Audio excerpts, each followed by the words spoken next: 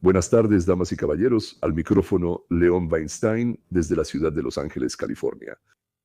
El jueves, el fiscal general de Florida, en cooperación con el FBI, arrestaron a decenas de miembros de una organización que suministraba niños para pedófilos.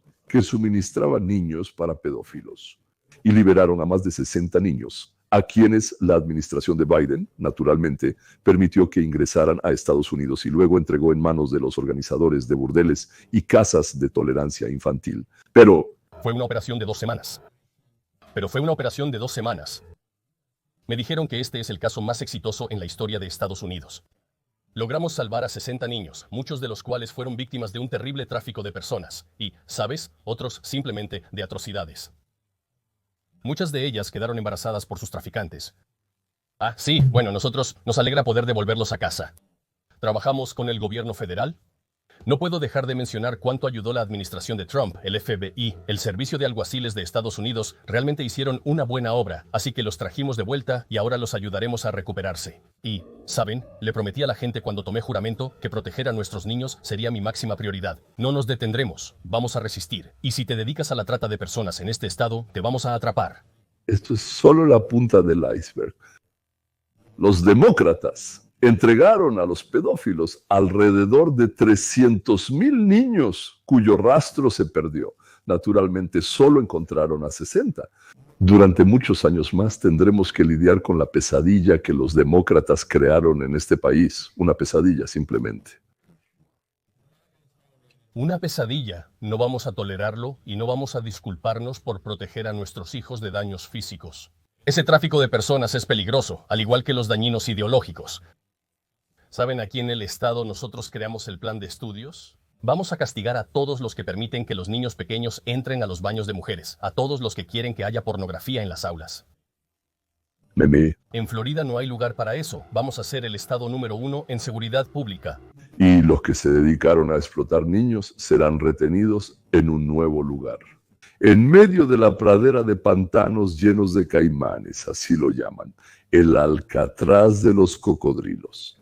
Bueno, tal vez sepan que en San Francisco había una famosa prisión rodeada de agua, Alcatraz, pero esta está rodeada de cocodrilos. Varios instituciones, incluyendo la que yo llamo el Alcatraz de los Caimanes. Entonces, espera, esto, ¿está bien? Espera un segundo. Esto lo tenemos justo aquí, ¿sí? Este es el lugar. Es un aeródromo de tamaño medio grande, ¿verdad? Es un aeródromo viejo, prácticamente abandonado. En algún momento quisieron que fuera el aeropuerto más grande del mundo, pero eso no sucedió. Pero ahí hay una pista de aterrizaje de 11,000 pies de largo, así que los aviones grandes pueden aterrizar. Vamos a hacer el procesamiento ahí. En el lugar estará la Guardia Nacional. Ellos van a ayudar. Les daremos todas las garantías procesales que, según dicen los tribunales, necesitan. ¿Sabe? Al final, aunque a nadie le importaba cuando la frontera estaba abierta y la gente pasaba libremente. Y vamos a detener, deportar y expulsar a la gente de este país. Es increíble. Entonces ya estás aquí. ¿Cómo estás? Espera. Acabas de decir que lo abrirás en julio. Sí, estará abierto en la primera semana de julio. ¿Vas a poner solo tiendas de campaña o toldos ahí? ¿Cómo? ¿Cómo va a funcionar eso? En Florida aprendimos a responder bien. ¿Vas a encadenar a la gente a un caimán? No. Tendremos algo de infraestructura ligera, pero muchas, ya sabes, estructuras de carpas pesadas, estructuras remolcables. No necesitamos construir un montón de ladrillos y cemento, vaya. De nuevo, esto será temporal y afortunadamente, la madre naturaleza hace mucho en el perímetro. Vamos a necesitar algunos complementos, pero en realidad no hay dónde agregarlos.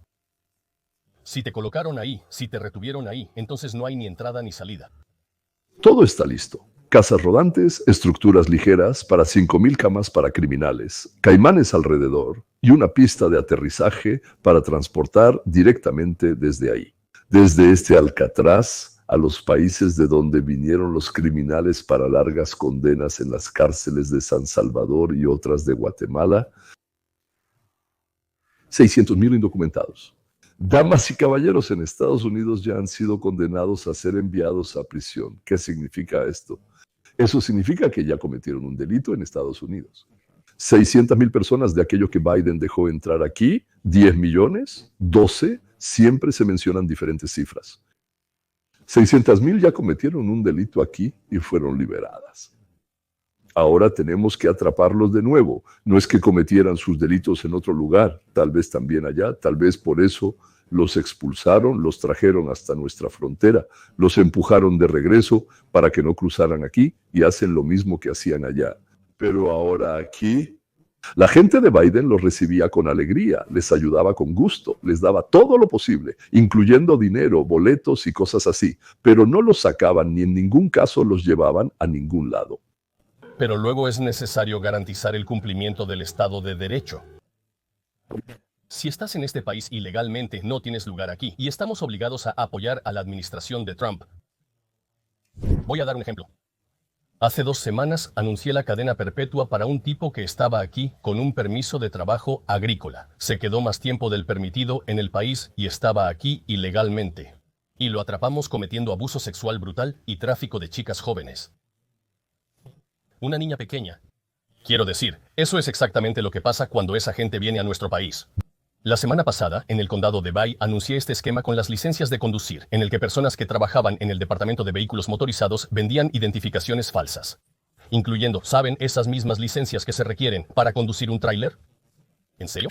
Las personas que no reciben capacitación, que no presentan exámenes, obtienen estos documentos, ganan dinero con esto, eludiendo la ley y ponen en peligro a los residentes de Florida, ponen en peligro a los estadounidenses. Así que, creo que tenemos un deber. Debemos detener y deportar a todos. Sí, nos vamos a enfocar en los criminales entre los inmigrantes ilegales, pero la ley debe ser la ley. O sea que esto es un fraude electoral directo, correcto. Sí, bueno, sí, vamos a traerlos. ¿Saben? Millones de licencias de conducir ilegales para que los estudiantes chinos puedan votar. Y sabemos que los estudiantes chinos realmente votaron en las elecciones. Ya están acusando a un tipo en Michigan por esto. Así que el esquema realmente funcionó. Y luego hay un fraude electoral mucho más agresivo. Es simplemente tomar y matar al candidato. Ahora, uno de esos intentos de asesinato ocurrió aquí, en Florida. Entiendo que es un caso federal y que se está llevando en un tribunal federal.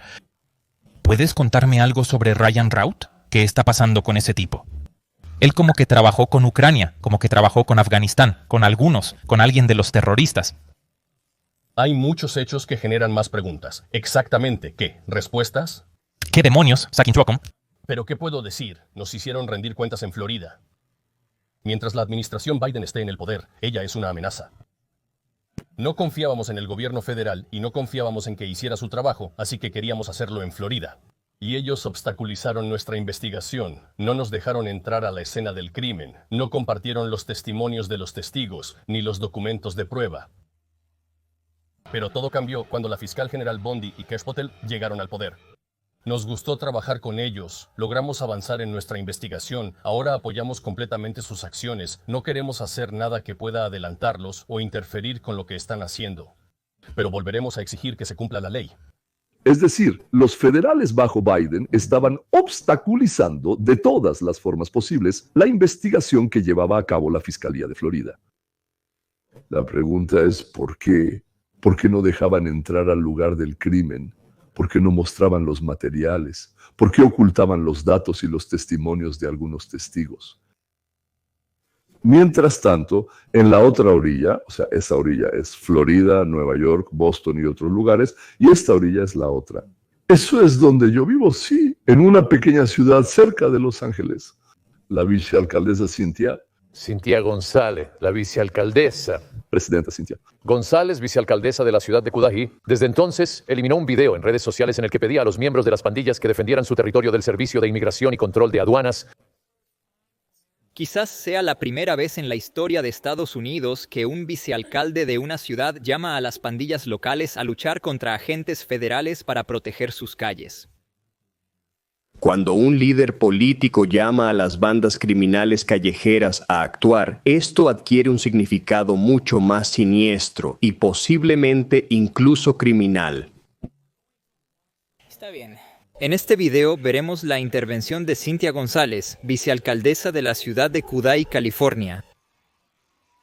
No es por nada, pero me da curiosidad. ¿Dónde están todos los chola en Los Ángeles? La calle 18 Florence. ¿Dónde? ¿Dónde está la jefatura? Porque ustedes siempre hablan de territorio, que si es la calle 18, que si es Florence. Ustedes pintan todo alrededor, marcando su territorio, y ahora que su barrio fue tomado por la pandilla más grande, ni una palabra. Mientras tanto, todos los demás que no tienen nada que ver con la vida de pandillas salen a protestar y a expresarse. No se trata de la vida de pandillas. Estamos ahí como luchando por nuestro territorio, defendiendo nuestro barrio, defendiendo a nuestra gente. ¿Y dónde están ustedes?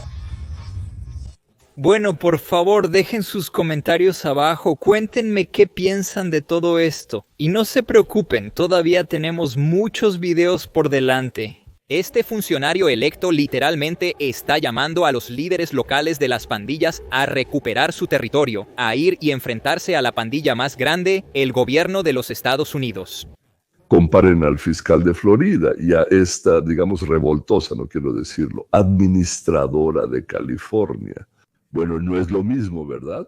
Uno está a favor del cumplimiento de la ley, la protección de los ciudadanos, garantizar la libertad de acción y de palabra de los ciudadanos. La otra está a favor de proteger a las pandillas de Los Ángeles. Sus territorios, su TERF, como ella decía, o sea, territorios, sí, ahí venden drogas y protegen a las prostitutas, incluyendo menores de edad, y defienden ese territorio, consideran ese territorio como suyo. ¿Protección de quién? Protección de la ley. Dios no lo quiera, que la legalidad llegue a su barrio. ¿Cómo es posible? ¿Quién la elegiría entonces si ahí hubiera ley? Así es como en Estados Unidos tenemos dos orillas en un mismo río. Intentamos, como quien dice, ayudar y organizarnos. Y no quiero oír ni una palabra de ti cuando ellos se vayan y empieces a decir que esta es tu zona. No era tu zona, ni siquiera estuviste aquí para ayudar.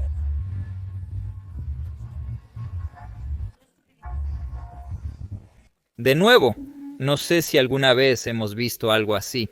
Tenemos a un funcionario electo que sube videos a internet tratando de hacer un trato, o incitar a las pandillas locales violentas a ir y enfrentarse a la pandilla más grande en las calles para recuperar su territorio. Honestamente, nunca he visto una idiotez así. He visto diferentes tipos de idioteces, pero nunca una como esta y tal vez nunca la vea. Creo que ella es la mejor publicidad para quienes intentan luchar contra los demócratas en Estados Unidos. Hay que mostrarla a todos y en todas partes. Y al final escribir, si estás de acuerdo, vota por los demócratas. Bueno, David y Michelle, la gente aquí en Kadak me dice que están asustados. La tensión es muy alta. Así que, cuando la vicealcaldesa envía un mensaje que no está dirigido a sus electores, ni a los agentes de Servicio de Inmigración y Control de Aduanas, sino a los delincuentes locales. Aquellos con los que hablamos dicen que eso solo empeoró la situación. Por cierto, suscríbanse a este canal y al Mapa hacia la Libertad. Abajo habrá un enlace a mi regalo para ustedes, damas y caballeros. Un libro sobre el que Rudy Giuliani, Sarah Palin y muchos otros líderes de opinión han hablado muy positivamente. Y, por cierto, escribieron una reseña brillante en la Revista de Libros de Londres. Y un libro gratis, una suscripción gratuita al videocurso Hoja de Ruta hacia la Libertad. Los correos diarios empezarán a llegar, el libro lo recibirán de inmediato y luego al día siguiente empezarán a llegar los demás. Por así decirlo, videos de 10 minutos cada día. Son relatos en video interesantes sobre un mundo en el que nos gustaría vivir, sobre el mundo de la regla de oro de Rav Gilel, quien precedió el sermón del Monte de Jesús exactamente 100 años antes. Pero volvamos al hoy y a la hora. Un mensaje impactante sobre redadas, publicado en redes sociales por la funcionaria electa Cynthia González, quien ocupa el cargo de vicealcaldesa en la pequeña ciudad de Cudahy, ubicada en la parte sureste del condado de Los Ángeles. Este mensaje no es para el gobierno federal, está dirigido a una de las pandillas callejeras más violentas del sur de California. ¿A quién llamó la pequeña Cynthia para proteger las calles de nuestra ciudad? ¿A qué caballeros de triste figura? Está bien. La banda de la calle 18, por si no lo saben, es una de las pandillas más grandes de Los Ángeles. Pero también quiero llamar la atención sobre esto porque muchos no se dan cuenta. Creo que este funcionario electo no solo llamó a la banda de la calle 18 a ir en contra del gobierno de Estados Unidos, sino que también los incitó y les faltó al respeto. Y decía, oigan, ¿dónde están? ¿Por qué no están en las calles? ¿Dónde está su liderazgo? ¿Tienen miedo de estar aquí con nosotros? Y escuchen, con estas pandillas no se juega. Y si les soy sincero, esto podría convertirse en un problema no solo para el gobierno de Estados Unidos, sino también para las pandillas locales. La perra está tratando de reclamar territorio donde no le corresponde. Si no apareces, si no intentas ayudar.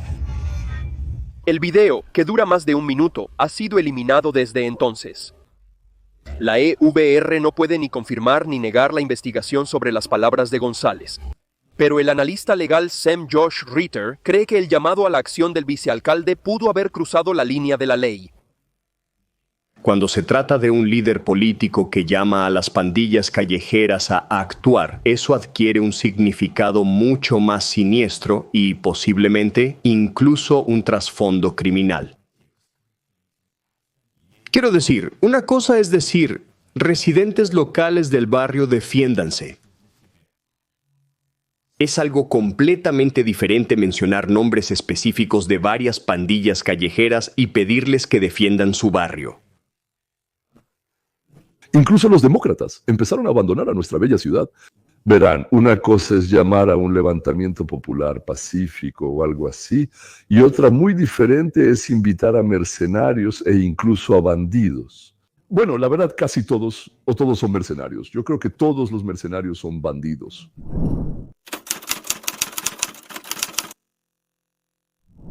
Si aún no lo saben, quiero presentarles a una de las mentes más brillantes de América, si no es que la más brillante. Él es Thomas Sonoff, quien varias veces ha respondido a la pregunta de ¿por qué? ¿Para qué? ¿Quién odia a los judíos? Y quiero que presten atención, él definitivamente no es judío. Las minorías intermediarias, de las cuales los judíos son las más destacadas. Porque entre las llamadas minorías intermediarias a las que pertenecen los judíos, esto se expresa de manera más marcada. La hostilidad hacia estas personas en diferentes países del mundo es completamente desproporcionada en comparación con cualquier otro grupo que pueda recordar. Si hablamos de violencia, por ejemplo, la cantidad de chinos asesinados en un solo año como resultado de acciones de la multitud supera el número total de personas negras que fueron ahorcadas en toda la historia de los Estados Unidos. Y el número de armenios asesinados en Turquía durante la Primera Guerra Mundial es aún mayor, y por supuesto, la cantidad de judíos asesinados en diferentes periodos de la historia, incluso antes del Holocausto, es todavía mayor. Así que la pregunta es, ¿por qué este tipo de personas se convierte en el objetivo de un odio tan venenoso? Y como me parece, la respuesta es que no solo tienen éxito, sino que lo logran de una manera que amenaza el orgullo de otras personas. Creo que le diste justo en el clavo. O sea, parece que la mayoría de las personas, cuando tienen que elegir entre odiar a otros o no, eligen odiar a otros. Pensándolo bien, todo empieza con una idea, todo empieza con una invención. Las sillas no crecen en los árboles, y si no lo han notado, revisen, no crecen. Alguien tiene que imaginarse y contarse a sí mismo cómo es una silla. Luego, que creó herramientas con su ayuda de madera, hizo un banco, y después, al ver cuánto les gustó, todos lo necesitaban. Cuánta gente quería tener uno. Calculó los costos, puso un precio y empezó a recibir la diferencia, a la que llamó ganancia. Lo mismo con la música, la compuso en su cabeza, luego la tocó en un instrumento, o la grabó, o la cantó para otros, y así empezó todo. Los que saben pensar mejor, los que saben calcular, los que saben organizar, viven mejor que aquellos que simplemente tomaron la tierra a la fuerza. O mediante castigos y amenazas obliga a los semiesclavos a trabajar para su propio beneficio. Y los judíos no obligan a nadie a escuchar su música ni a comprar sus bancos. Los judíos hacen lo suyo y muchas otras minorías y mayorías quieren lo mismo que ellos y están dispuestos a dar los frutos de su trabajo. Se llama dinero para obtener lo que los judíos venden. Nunca los judíos venían y decían, dame tus bienes o tu dinero. Al contrario, a ellos les venían y les preguntaban, ¿cuánto cuesta esto y esto otro? ¿Cuánto cuesta? Aquí, en muchos lugares. Pero estas son personas que han logrado un éxito enorme entre otros que no lo lograron. Hace muchos años, un funcionario de una de las organizaciones judías en Nueva York me preguntó, bueno, ¿qué pueden hacer los propios judíos para minimizar la hostilidad con la que se enfrentan? Y le di una respuesta clara, fracasar. Porque mientras tengan éxito, los van a odiar. Entonces, la fuente es el éxito en el odio. No se trata solo del éxito, se trata del éxito que comienza desde la pobreza, como fue el caso de los judíos en Estados Unidos y en muchos otros países. Y ahí están, ellos son ustedes. No solo ven cómo ellos tienen éxito, ven cómo se levantan desde lo más bajo, superando a otras personas, y a quienes han superado, eso no les gusta. Pero también está el hecho de que su papel económico nunca ha sido entendido. Eso es, bueno, ya saben, son intermediarios o prestamistas y dicen que en realidad no producen nada. No ves nada tangible, ¿verdad? Ellos no están en la línea de ensamblaje ni producen ningún producto, y por eso afirman que no producen nada. Simplemente se interponen descaradamente entre el productor y el consumidor, y, en esencia, son parásitos. Y este argumento se planteaba, nuevamente, no solo en relación con los judíos, sino también respecto a grupos similares en todo el mundo. Y en muchos lugares, a estas personas las expulsaban o las obligaban a irse mediante pogromos, las forzaban a huir, y después de su partida, la economía colapsaba. No importa en absoluto que entre los de izquierda también haya muchos judíos. Es una filosofía individual y cualquier judío también puede creer, por así decirlo, tanto en una cosa como en otra o en una tercera. En realidad, pruebas, por favor. El comunismo y el socialismo fueron creados por judíos, como Marx y Engels, así como muchos bolcheviques y mencheviques. También crearon y apoyan el capitalismo. Bueno, veamos cómo están las cosas hoy, ¿sí? Bueno, Jeff Bezos de Amazon, Bill Gates de Microsoft, Larry Ellis de Oracle, Mark Zuckerberg de Facebook, Sergey Brin de Google. Y no importa cuál sea su postura política personal. Lo importante es que hoy en día el capitalismo depende de ellos. Piénsenlo, el 0.2% de la población del planeta, 0.2%. Hoy en día los judíos representan aproximadamente el 0.2%. Ellos crearon el 15% de toda la riqueza mundial. No son 2%, es 0.2%. Quienes crearon el 15% de toda la riqueza del planeta.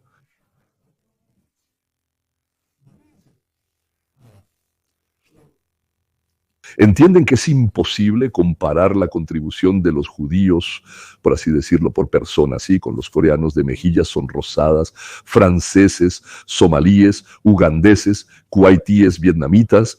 No sé, con todos, simplemente con todos. ¿Por qué los judíos son tan inteligentes? Oh, como dice mi nieta, ¿para qué eres tan inteligente? Ella no entiende muy bien la diferencia entre por qué y para qué.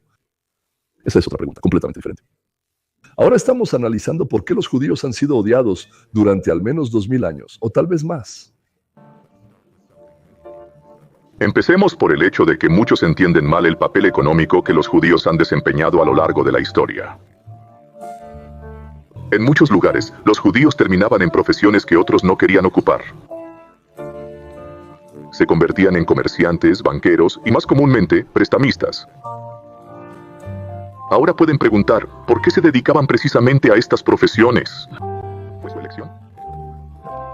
No exactamente.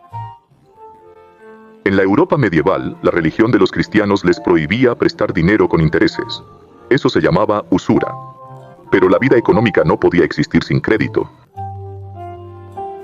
Por eso las comunidades judías, a las que se les prohibía poseer tierras o dedicarse a muchos oficios, ocuparon ese nicho.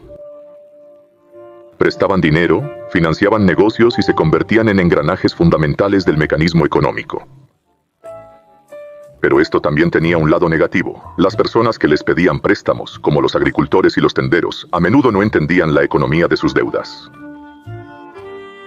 Cuando llegaban tiempos difíciles y no podían pagar la deuda, culpaban al prestamista. Para ellos el judío se convertía en el rostro de su desgracia, la persona que se beneficiaba de su sufrimiento. Estas relaciones tensas no se limitaban solo a la Europa medieval. El papel de los judíos como intermediarios financieros se encontraba en muchos rincones del mundo, desde Polonia hasta España y el Medio Oriente. En cualquier sociedad, el intermediario es al mismo tiempo necesario y vulnerable. Ellos conectan a los compradores con los vendedores, a los prestamistas con los prestatarios. Pero cuando algo sale mal, es más fácil culpar precisamente a ellos. Sin embargo, las razones económicas eran solo una parte de la historia. La religión también jugó un papel crucial. Al final de cuentas, el judaísmo fue una de las primeras religiones monoteístas, y eso hacía que los judíos fueran especiales en un mundo donde predominaba el politeísmo, y más tarde el cristianismo y el islam. Y la triste verdad es que cuando las personas ven a otros que viven de manera diferente, que creen de manera diferente, a menudo eso va seguido de miedo y sospecha. ¿Cómo evitar la envidia y el odio? Deja de ser exitoso, empieza a ser como todos los demás, unos idiotas, y dejarán de odiarte. Por cierto, ¿alguna vez te has preguntado por qué odian a Estados Unidos? Por acusaciones de profanar objetos sagrados en alianza con el diablo. Estos mitos llevaron a pogromos brutales, expulsiones y asesinatos masivos. Comunidades enteras eran destruidas, todo por rumores infundados e histeria religiosa. Los judíos una y otra vez tenían que huir de un país a otro, adaptándose constantemente a nuevas tierras, nuevos idiomas y nuevas sospechas. Y aún así, a pesar de todo esto, los judíos no solo sobrevivieron, sino que prosperaron. Donde quiera que se encontraran, construían negocios, escuelas y comunidades. Se convertían en médicos, científicos, comerciantes y artesanos. Aportaban enormemente a la cultura y la economía de los países en los que vivían, incluso permaneciendo como forasteros. Bueno, piénsenlo. Si un grupo de personas puede sobrevivir siglos de opresión y aún así darle al mundo algunas de las mentes más brillantes en la ciencia, el arte y los negocios, ¿no sería algo digno de admirar? Pero ser forasteros tenía su precio. Los periodos de estabilidad, los judíos eran tolerados, a veces incluso bienvenidos, pero en tiempos de crisis eran los primeros en ser culpados.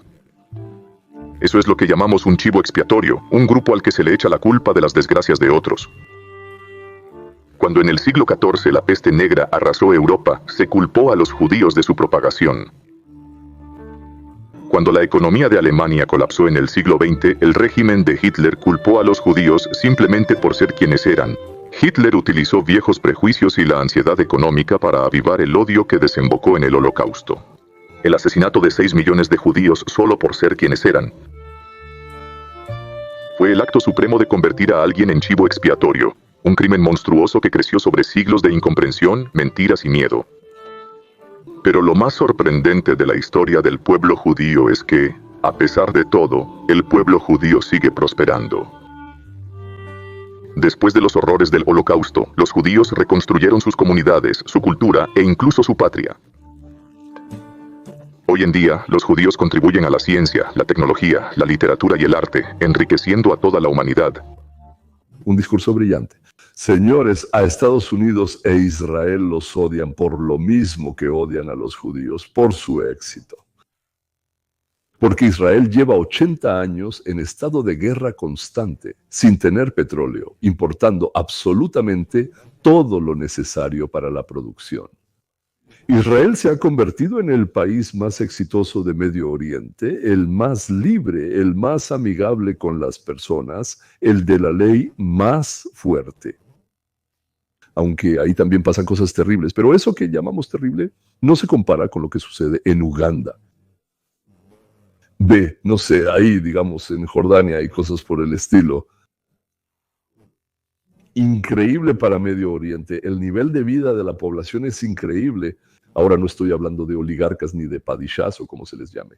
Sí, América, el sueño, sí, pero al mismo tiempo es la envidia y el odio de todo el mundo.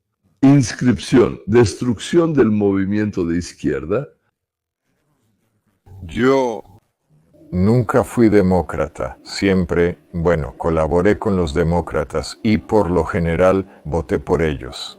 Creo que siempre voté por ellos. Pero siempre lo veo así, ¿no? Realmente tomaré la decisión yo mismo. Simplemente siempre parecen menos aterradores y locos que los republicanos.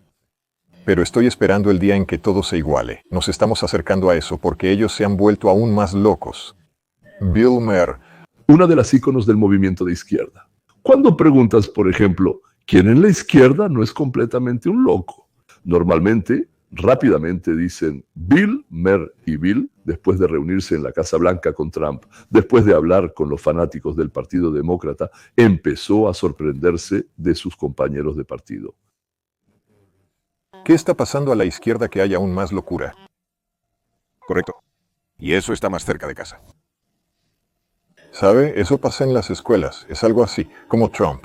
Sí, él fue malo y probablemente no debió hacer lo que hizo cuando lo sometieron a juicio político por Ucrania. Y ya sabe, todo eso, la democracia no es eso, pero eso, ya sabe, ellos son como de otro mundo.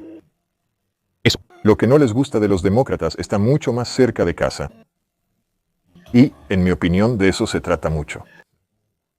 Y ellos ven en Trump a alguien que está entre la locura, y bueno, eso es lo que él es para ellos, un baluarte. Farid Senen tampoco es, por cierto, el peor ni el más tonto, de hecho es muy inteligente, yo diría eso. Pero no puede, como Mar, mostrar que duda, porque él no es una estrella como Mar. Lo despedirán por dudar. La cuestión con las universidades que vemos con los ataques a Israel y a los judíos es... Yo veo que a Sema Bankman-Fried lo declararon culpable, y luego leo sobre sus padres, que ambos son profesores en Stanford. Hace 15 años yo habría dicho. Hace 10, 15 años yo habría dicho esto, sí, ¿cómo pudo pasarle esto al hijo de 2 profesores de Stanford? Amigos, ustedes simplemente... No tienen idea de lo que significan las palabras de Bill Maher. Tal vez la próxima vez vote por los republicanos. Eso significa que millones de sus oyentes y espectadores dirán para sí mismos, de alguna manera, yo también dejé de sentirme obligado a votar por los demócratas. Voy a ver, nunca fui un demócrata para empezar. En realidad, nunca fui demócrata. Siempre, bueno, colaboré con los demócratas y por lo general, voté por ellos. Creo que siempre voté por ellos, pero siempre lo veo así. No, realmente tomaré la decisión por mí mismo. Simplemente siempre parecen menos aterradores y locos que los republicanos. Pero estoy esperando el día en que todo se iguale. Nos estamos acercando a eso, porque se han vuelto aún más locos. Belly dijo la verdad. Bill Maher está arriesgando que parte de su audiencia se vaya. Pero él siempre ha sido honesto. A menudo pensé que estaba equivocado, pero él realmente lo creía. O sea, él no es especialmente sabio desde mi punto de vista. Es inteligente, pero no sabio. Son cosas diferentes. Pero es honesto. Y por cierto, sabe explicar bien, contar y presentar su punto de vista. La salida demostrativa de Bill Maher es la fraseología liberal, incluso de los rituales de la retórica del Partido Demócrata. A mí personalmente me alegra mucho. Bill es un influencer en el sentido completo de la palabra para toda la audiencia estadounidense, es decir, un influencer de escala nacional en Estados Unidos. Y cuando él cambia sus puntos de vista, eso influye en muchísima gente. Bueno, y ahora...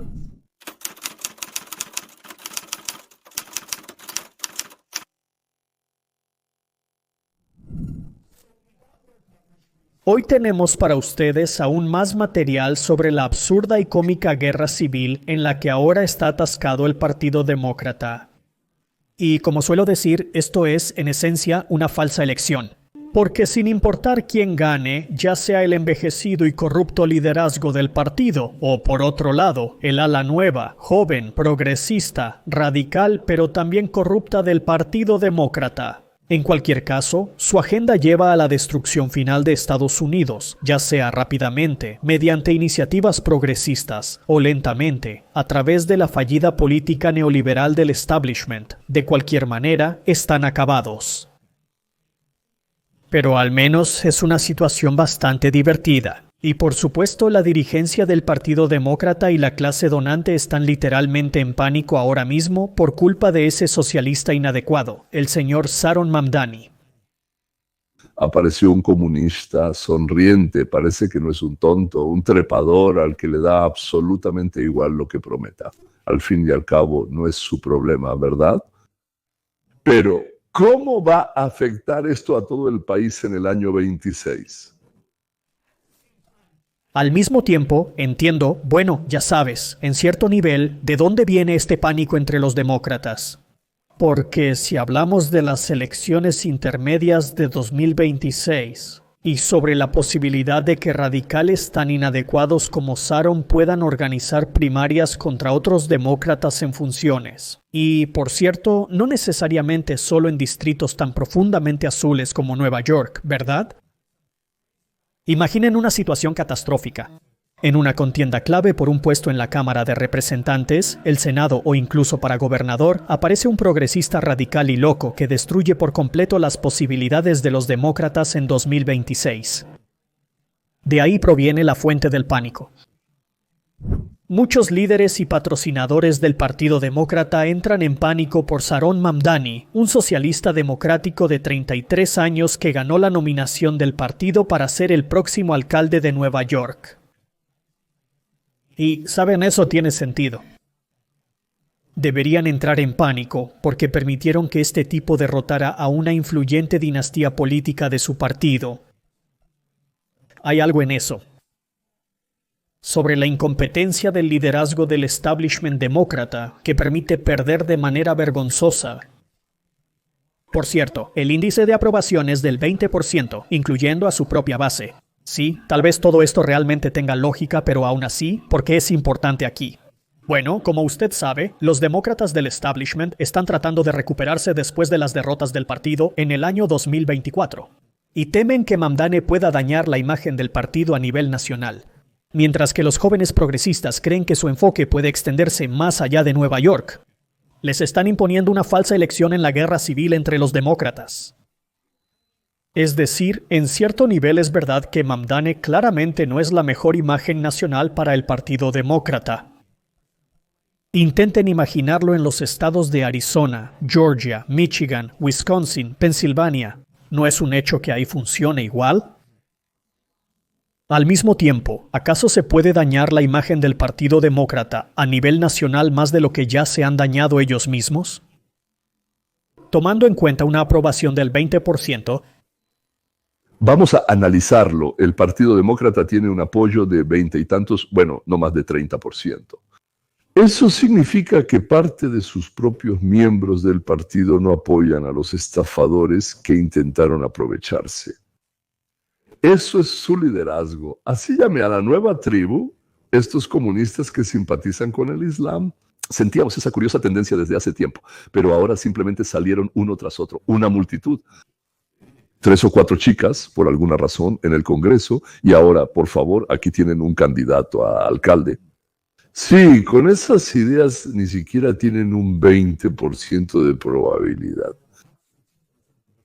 En Centroamérica, pero en las grandes ciudades de la costa como Boston, Chicago, que no está exactamente en la costa, pero de todos modos, Nueva York, San Francisco, Los Ángeles, donde hay muchos aprovechados y muchos egresados de la Universidad de Berkeley. Algo así, sí. O sea, gente con el cerebro dañado y lavado, no sé cuál fue primero.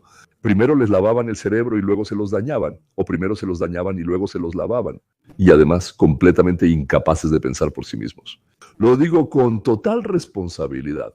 Fuera de sus profesiones especializadas, los entrenaron cuidadosamente para que no dudaran, y cuando dejas de dudar, dejas de pensar.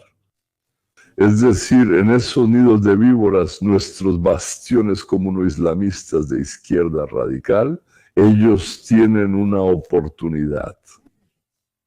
Lo que significa un fracaso total del Partido Demócrata en las elecciones generales, porque hoy en día solo un idiota puede apoyar al Partido Demócrata.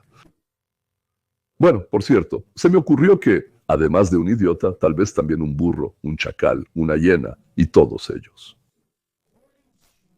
Según informes de Politica, algunos demócratas en la Cámara de Representantes están preocupados de que el éxito de Mamdani pueda inspirar a nuevos oponentes. En las primarias contra los demócratas en funciones, quienes ven sus campañas como un referéndum sobre la edad y la autocomplacencia.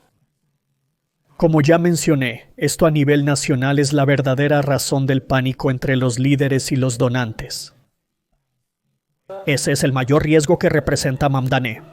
No se trata solo de que Andrew Cuomo no gane o de que Nueva York siga siendo como antes, sino de que ahora todo se pondrá aún peor.